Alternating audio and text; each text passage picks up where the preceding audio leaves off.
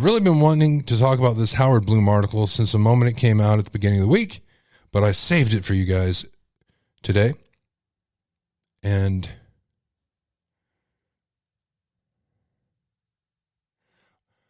the dude is asking me, what is a cat? A cat is a crazy-ass theory, and we're going to be going over those later. What is a cat?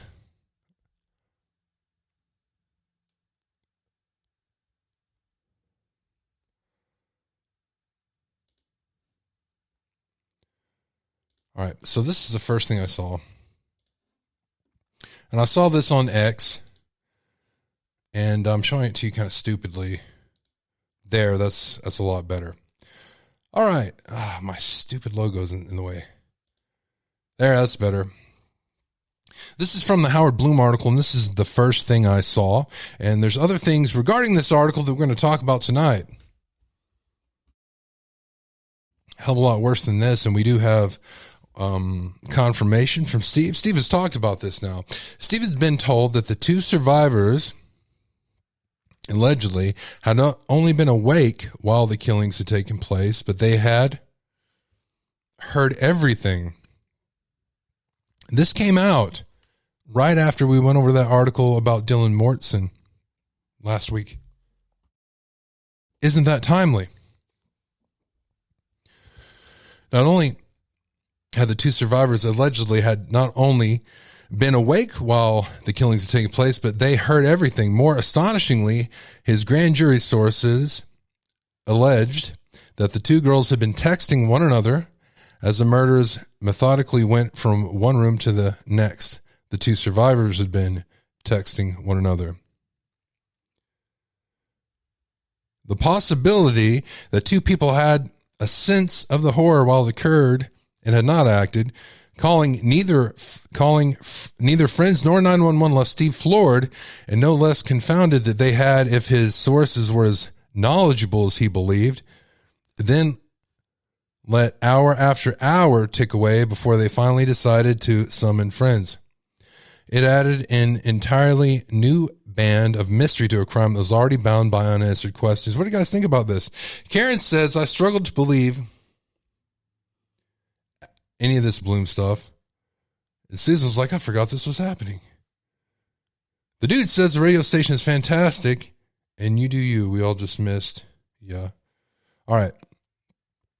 This Blum stuff's crazy. Now, I think it was Hot Ham, who couldn't be here tonight for reasons unknown, went over this before, and I think she read all the Blum articles. Yep. Up to this point. They were well written, but they really didn't have any information, anything that we didn't know.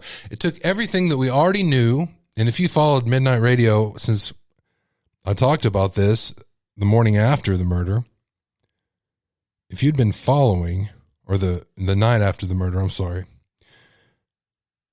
If you've been following us the whole time as we talked about this, you would have gotten this information that were in the Blum articles.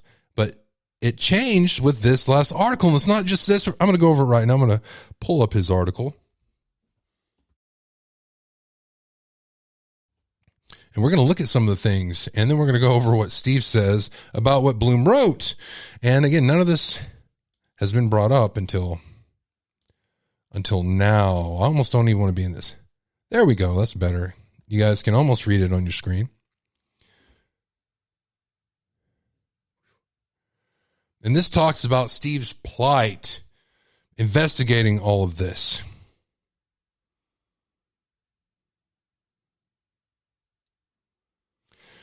Oh.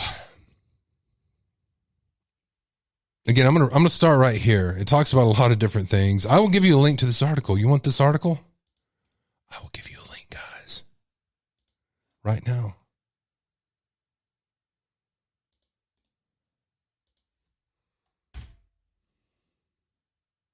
I want you guys to read this. That's homework for you.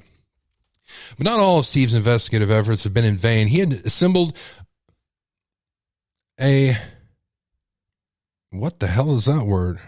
A retinue. Man, I don't think I've ever seen that word before. It's always good to read an article and learn a new word. He had assembled a retinue of blue chip sources that he revealed to several friends including an FBI agent in the St. Louis office who he shared his personal email so that his bosses in the Bureau wouldn't learn that he was communicating with Steve. Well, they know now. A handful of additional sympathetic law enforcement officers and, most helpful of all, a conduit to two of the grand jurors who had been on the panel that had voted to indict Bryan Kohberger. Again, these are bombshells that Howard Blum said in this article. I mean, these are freaking bombshells. And there's repercussions for this, and I'll tell you what they are. And I'm going to show you what Steve says. And in the process, he had compiled some startling revelations, hard-won information that he triumphantly disclosed to his newfound internet associates. And it talks about it's talking about internet associates. One of those associates is Chronicles of Olivia. This is something he talks about up here. Again, you really should read this article. I gave you a link to it. All right. Now, this is something that's also going all around the internet right now. It's a big deal. And for those people that think Kohberger was innocent, then you're going to have to explain this. If it's true, and if it is true, 100%, you're going to see this when it finally does go to trial. Kohberger had purchased a dark blue Dickies long-sleeved work uniform at the Walmart in Pullman, Washington, not long before the murders. Steve had learned the authorities had a copy of the $49 receipt. And they also now had a theory to explain why Kohberger had managed to escape from the crime scene without a scratch and without leaving an incriminating drop of blood in his getaway car or his apartment. He had worn the work uniform during the murders and then had disrobed before he got behind the wheel of his Hyundai Elantra for his drive back to his apartment. And this is another good Howard Blum word. Circuitous. Woo! Perhaps the authorities hypothesized he had stuffed the work suit into a plastic garbage bag and then shoved it into his trunk. I'm going to read this next paragraph. This means that the naked man theory was right. Maybe she did see a naked ass going through that door. A bald ass and hairy eyebrows. Perhaps it's true. Only there was no sign of the Dickies outfit. The police had looked high and low, but they couldn't find it. Just as they couldn't locate the murder weapon, they had a receipt for a K-bar knife he had purchased online months before the killing.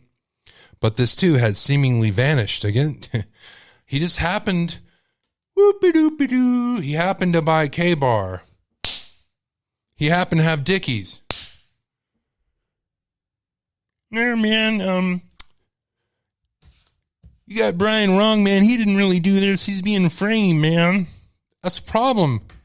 That's the problem going on right now is that, again, nobody can really say for a fact if he did it or didn't do it. He didn't go on trial. We haven't seen all the evidence yet. We have vague shadows of things that might be true.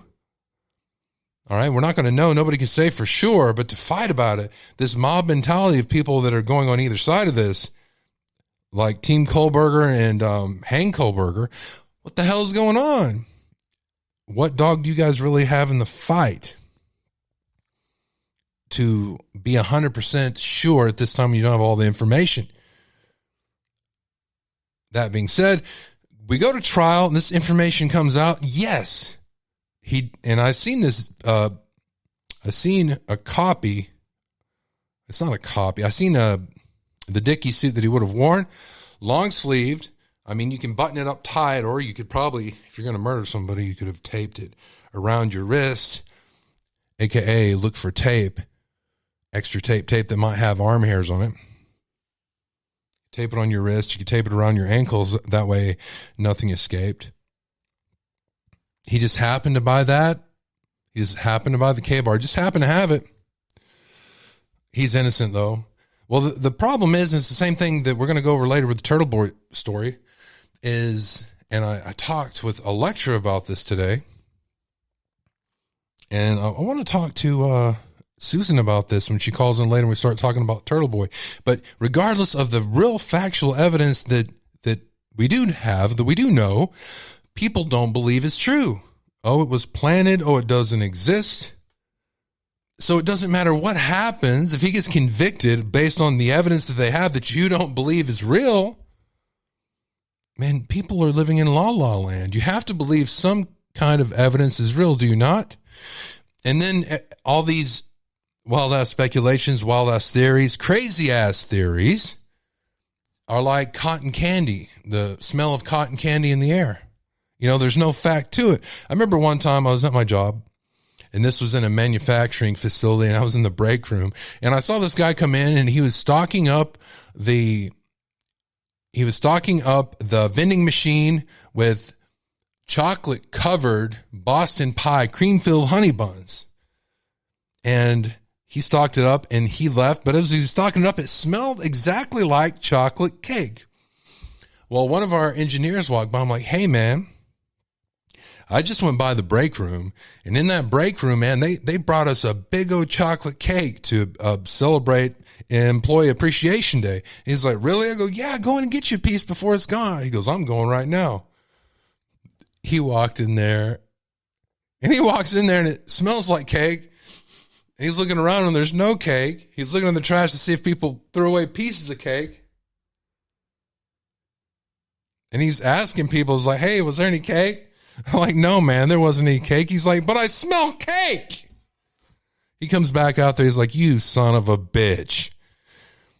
It smelled like cake. This is what all these wild-ass speculations, wild-ass theories, and crazy-ass theories are like. Damn it, I smelled chocolate cake, but there isn't a crumb anywhere. And then you have the hard evidence. People don't believe it, and they think it's made up. So then when your person gets convicted, it has nothing to do with the evidence, whether you believe he did it or not. It has to do with everything in your life, I guess. It's the power of persuasion has nothing to do with the actual evidence. Let me continue here. He had compiled some startling revelations, hard-won information that he triumphantly disclosed to his newfound internet associates. We read that above. I'm not going to read this whole thing. I'm going to read just a little bit more. The part that really pisses Steve off is what we're getting to right now. Even more troubling, if true, is that Steve had learned from people who he had spoken to, members of the grand jury, who had been presented with the prosecution's case centered on the alleged behavior of the two roommates who had miraculously survived the night unscathed. How, he wondered, could they have slept blissfully unaware through the savage pre-dawn stabbing, murders of 4 people in a narrow house with paper-thin walls?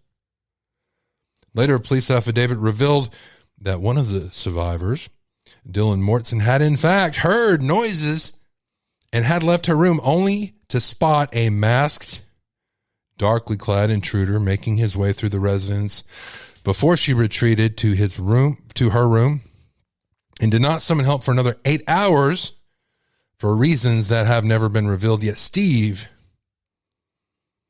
hold on, I'm going to stop here because I want to interject something because it's annoying the piss out of me. There's a part in the affidavit, and this was Brian Kohlberger's arrest affidavit, where it talks about her seeing the man, with bushy eyebrows, and she was in a shock phase. Guys, the shock phase lasts like 3 minutes, not long, just a shock phase. It did not say she was in a shock phase all night. It gave no excuse for her to have not called the authorities for 8 hours, and none was given. And again, I do think it's very odd that just last week we saw that Dylan Mortson article where she talked to that reporter who's writing a book about all this, about how she is basically playing video games and shutting out the rest of the world because of how she's been treated on the internet. And then this was published like the day after that. Very interesting. All right. Yet Steve had been told that the 2 survivors allegedly had only been awake while the killings had taken place, but they had heard everything. More astoundingly, his grand jury sources allege that the 2 girls, his grand jury sources, you're going to hear what Steve has to say about this here in a minute. said that they had been texting one another as murders methodically went on from room to room. So the allegation is this. The allegation is that this came from the people that were on that secret grand jury. So this is the information they were given to indict Nothing Burger. So they were given this information. Very interesting. And we did see how the two surviving roommates had their phones confiscated. And we were all wondering what the defense team thought that exculpatory evidence could have been on the could have been why they wanted to talk to Dylan Morrison. The possibility that two people had a sense of the horror while it occurred and had not acted left Steve floored. And no less confounding, they had, if his sources were as knowledgeable as he believed, then let hour after hour tick away before they finally decided to summon friends. It added an entirely new band of mystery to a crime that was already bound by unanswered questions. And as Steve intensified his efforts to get answers, and in that dog process, he came to believe that the government must have a protected source. An informant who could provide testimony that would tighten the screws that held together the case against Kohlberger. Steve was determined to talk to them. He did not want to wait for the trial to get to the knowledge he needed. For his peace of mind, he needed relief now. Last week, I went over with Cindy Herring. One of the first things we got, it was an interview on Fox News between a reporter, Steve Goncalves, and his wife, and he was talking about he needs someone to be an alpha. He needs someone to have courage and talk about some stuff. He didn't want to have to be the one to do it, but he would. Is this what this is referring to? We're going to find out. And after some digging, he grew convinced he had the informant in his sights. He was prepared to reach out to this individual to get right in his face and confront him. He would have explained that he was empowered by a father's natural right to understand fully the last moments of his daughter's life. In fact, it was his duty. It was an argument he felt that no one could reject, and at last he would know the whole story of what had really happened to Kaylee and why. But before he could make his move, before he could get in a room and have a heart-to-heart talk with the witness, he was unexpectedly stopped in his tracks by the FBI.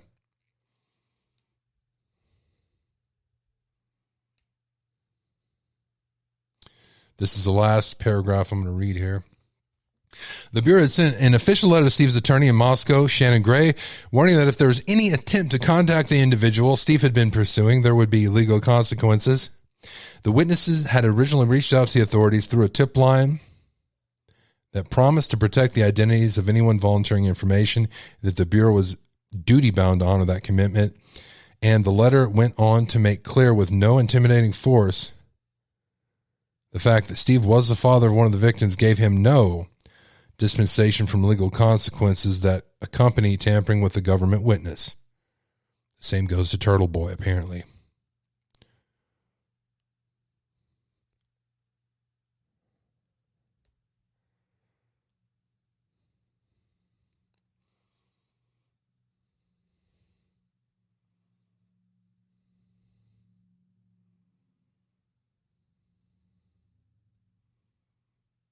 All right, and there's this other part of...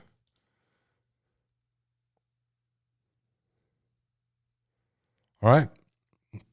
Now, I wanted to show you guys this because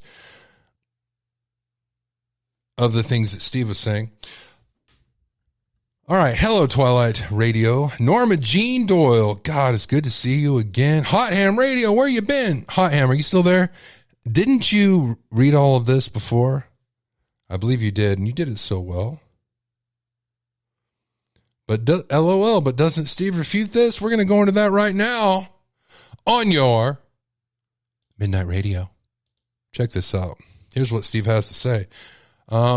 Steve Goncalves says he has never spoken with Howard Blum about Kaylee Goncalves' murder. Through his attorney, Steve Goncalves called Howard Blum's latest article a work of fiction. And this was edited to say, and we're going to go over the news article right here. Howard Blum wrote the article that claims Steve Goncalves was told, not that he talked to anybody, not that Steve talked to Blum, was told the surviving roommates were awake and heard the murder. Steve had been told the two survivors allegedly had not only been awake while the killings had taken place, but they had heard everything. More astoundingly, his grand jury sources alleged that the two girls had been texting one another.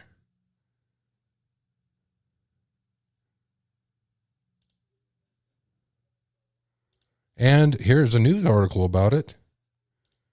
Check it out. Brian Koberger on trial. The father of one of the murdered University of Idaho students is accusing an investigative reporter of grandstanding and telling outright falsehoods in a series of TV appearances, profiting, he says, on his dead daughter and their family's grief. Nonstop Local's John Webb looked into this story for us. John, what can you tell us? Good evening. First and foremost, I can tell you that Steve Goncalves is upset. He sent Nonstop Local a statement through his lawyer denouncing much of what reporter Howard Blum has been writing. Golly, this guy looks exactly like Eddie Haskell from Leave It to Beaver. What do you think, ladies? He's a good-looking son of a bitch, isn't he? Holy moly. Blum has a series for a digital publication, Airmail, a multi-part series about the Moscow murders called The Eyes of a Killer. In the series, and he has that TV weatherman type voice, ladies and gentlemen. I wish I could talk like that. Oh, the things that I could do. Blum writes that Steve Goncalves was conducting his own investigation parallel to the official one being conducted by law enforcement. Blum accused Goncalves of taking liberties with the case and potentially putting the real case against Brian Koberger in jeopardy. Steve Goncalves says much of what Blum has written is not true. He says that he and his family most of the time ignore the chatter surrounding these awful murders, but that he has to draw the line somewhere, and that line is with that Airmail series Blum is publishing. Goncalves says Blum, and that line is Steve Goncalves' foot right up Howard Blum's ass. Is simply trying to, quote, make money off the dead and is using the murders to, quote, get back into the spotlight. He goes on to say, quote, I just want to make it very clear to the public that we have not spoken to Mr. Blum about the death of our daughter. This is nothing more than grandstanding and a very, very poor attempt at getting attention. This piece of obviously fictional but written in poor taste. I think this kid is going to go very far in his career. Don't you, ladies and gentlemen? Watch, he's going to work on Dateline. When Morrison, our favorite announcer, everybody's favorite voiceover in the world, I think this guy might take it in about 30 years. The Goncalves family would ask that everyone please respect the victims of this tragedy and continue to support trustworthy journalism, end quote. And again, this statement sent directly to Nonstop Local. Goncalves. Damn! What do you guys think about that? Steve, he made it unequivocally clear. He's like, all this is bullshit.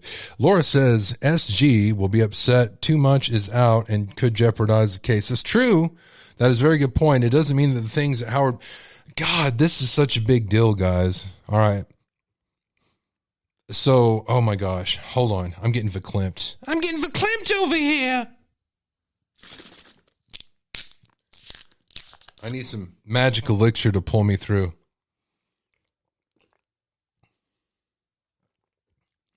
Some of that Fruit Loop power. Oh, okay.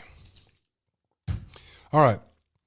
Howard Blum is a legitimate journalist, and that works differently than someone here on YouTube. And I don't do it, but I could purposefully lie off my ass, and there's no consequences. You guys, matter of fact, anybody listening is going to forget next week. You know, and I don't do that, by the way. Maybe I should. Maybe that's what you want to hear. You want to hear lies. Damn, this is good, and I'm not lying about that. Oh, my God. Well, here's what that means. I took a clip of that from that Twitter or X. I took a picture of that because Howard Blum could apologize and take it out and everything would be fine journalistically. That's okay to do. Not a big deal. He didn't. I just showed you the article. That is updated now. It has not changed. That means Howard is sticking by what he says. He says it's true. Howard's also writing a book about this. He's not the only one. Who's that guy? Patterson? The guy that writes those crusty ass military books that nobody really reads. You know what I'm talking about. Jeez. He wrote a book with Hillary Clinton, wrote a book with Bill Clinton. I don't know. He's like enemies with Stephen King. I have 5 pins on my desk, guys. I have no idea why. They're all my favorite. The point is this. Howard Blum is doubling down. He's saying, this is true. It leads me to think. It puts a shadow in my mind of that what Laura says is true. These things that Howard, this information that Howard has is true. But it's very dangerous because he showed it. He said that Stephen Goncalves was talking with members of the grand jury, which I don't think is legal, might not be legal.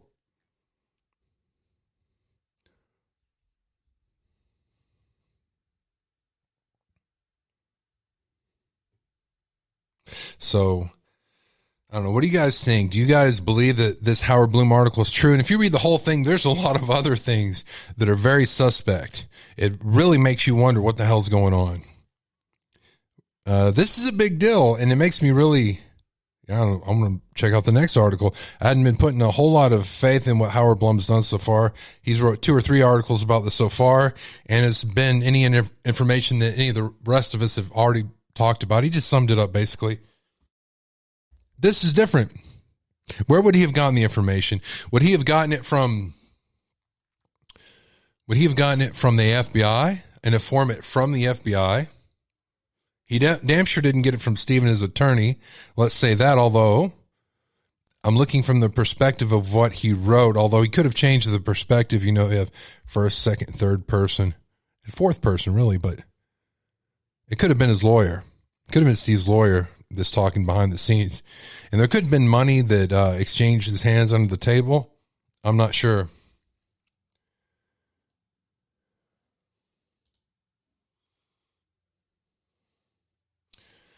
Yep. I wouldn't think the grand jury's supposed to talk either, especially since the trial's not over yet. And if you were Steve Goncalves, wouldn't that freak you out? But then again, wouldn't it piss you off more if none of it was true? And why print it if it's not true?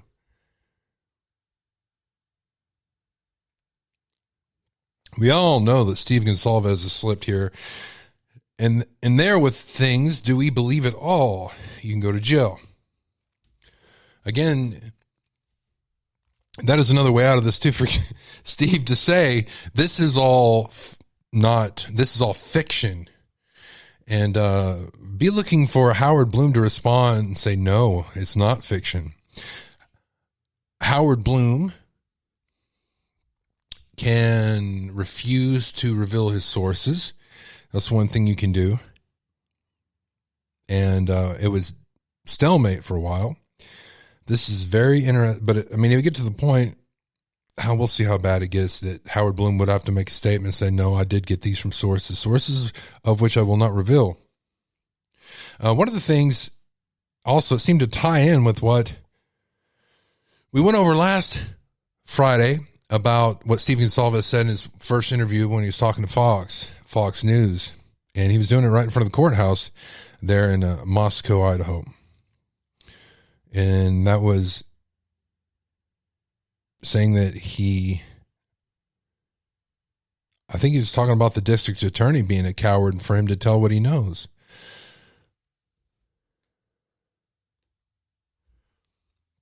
All right, so let's see what else I got here.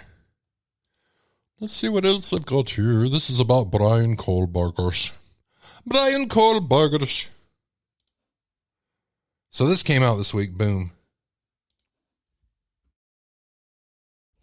Let's talk about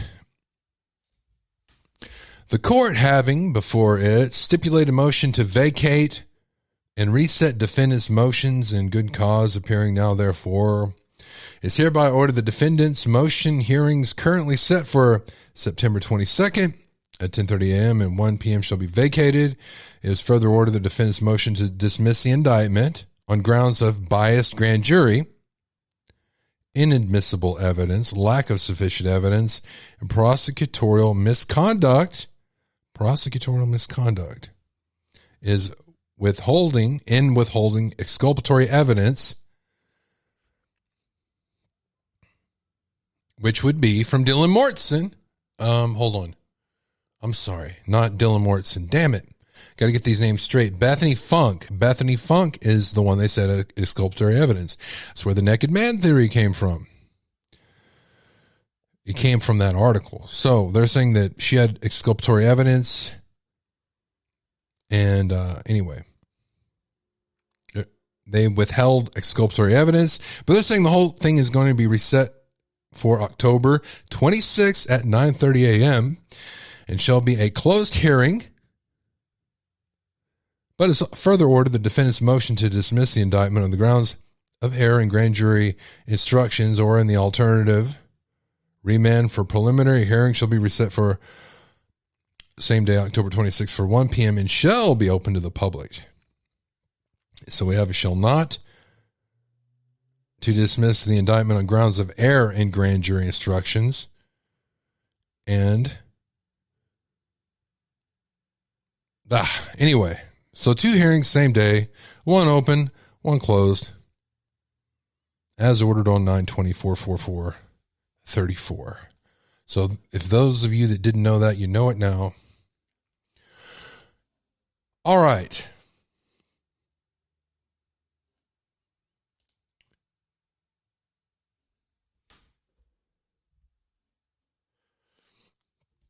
I had some more information, some more things that Steve said about Howard Blum. He said that Howard Blum contacted him 4 times and he denied him talking every time. All right. Here's what some people are saying about this, and they're usually pretty good sources. So the last sentence in the article is lazy writing and uncalled for. I didn't read that to you. Steve too has become another victim, and that his future is now hate. Says who? And what does that even mean? It's like a rush to send the piece to the publisher. The writer just came up with a middle school creative writing ending to this article. Well, you can please some people some of the time, but not everyone all the time. Everyone's a critic. Everything we've heard about the story outside the arrest affidavit is suspect, and even aspects of this are inaccurate. Anything we read or hear before the trial is basically bullshit, which we should remember when discussing it. Let me say something to you. Canna wool and witty na. What the hell are you doing here? Why is the bug in your underwear? Why would you go to talk about things you don't want to discuss? Numb nuts!